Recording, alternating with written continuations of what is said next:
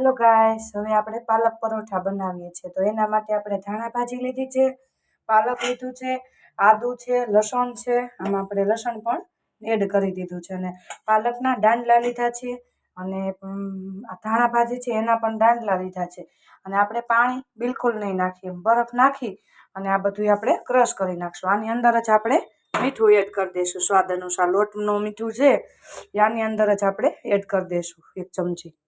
આ બધું આપણે ક્રશ કરી લેશું। આવી રીતે આપણે ક્રશ કરી લેશું।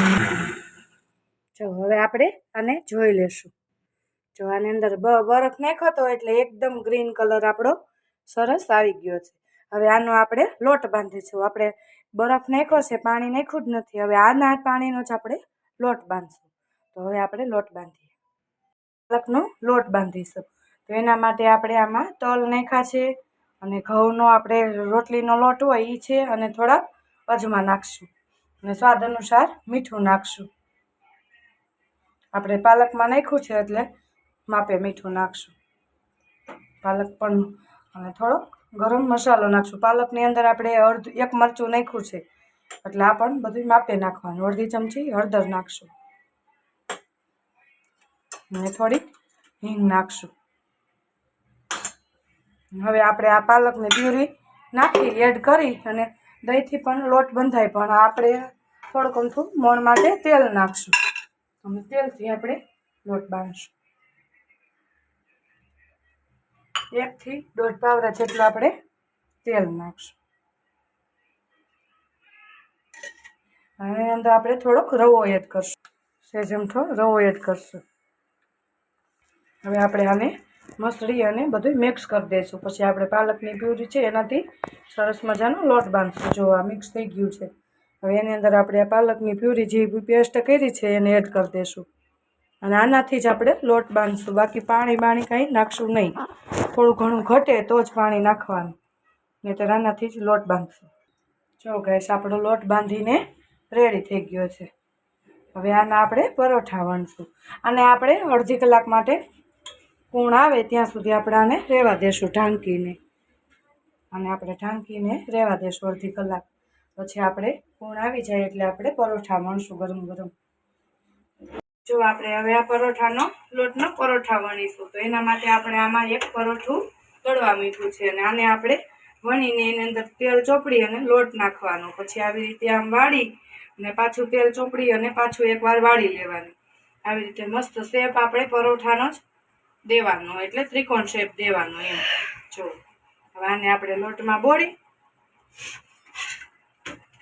અને આપણે આને વણી લેશું। આને ખૂણા વણવાના એટલે સરસ મજાનું આપણું ત્રિકોણ પરોઠું તૈયાર થાય।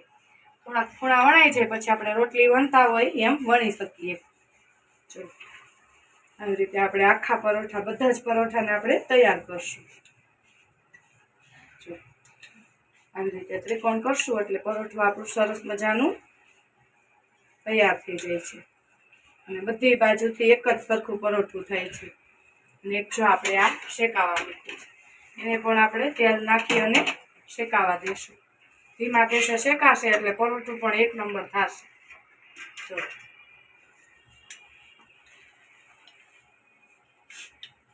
જો હવે આ પરોઠું પણ આપણું વણાઈ ગયું છે ને એક આ શેકાઈ ગયું છે। હવે આપણે આને પણ શેકવા નાખશું। જો હું તમને બતાવું એ રીતે આપણે શેકશું। જો આ શેકાઈ ગયું અને સહેજ દબાવવાનું એટલે સરસ મજાનું શેકાય પરોઠું। જો હવે હું તમને આ પરોઠું તળીને બતાવું। જો આ આપણું રેડી થઈ ગયું છે। હવે એવી રીતે આપણે બધા જ પરોઠા ઉતારી લેશું। પહેલાં આપણે રોટીને તેલથી ગ્રીસ કરશું, એની અંદર આ પરોઠું નાખશું। આ પરોઠું નાખી અને આપણે પાછી આખું તેલથી ગ્રીસ કરી લેશું પરોઠાને। બસ પછી આપણે તેલ નાખવાનું જ નહીં, ધીમા ગેસે એને આપણે ચડવા દેશું। તો આપણે બીજું પરોઠું પણ રેડી કરી લઈશું અને ધીમા ગેસે ચડશે એટલે પરોઠું સરસ મજાનું તૈયાર થઈ જશે। તો આપણા બધા જ પરોઠા આવી રીતે આપણે રેડી કરી લઈશું। તો તૈયાર છે ગરમા ગરમ પરોઠા। બાય બાય, જય શ્રી કૃષ્ણ।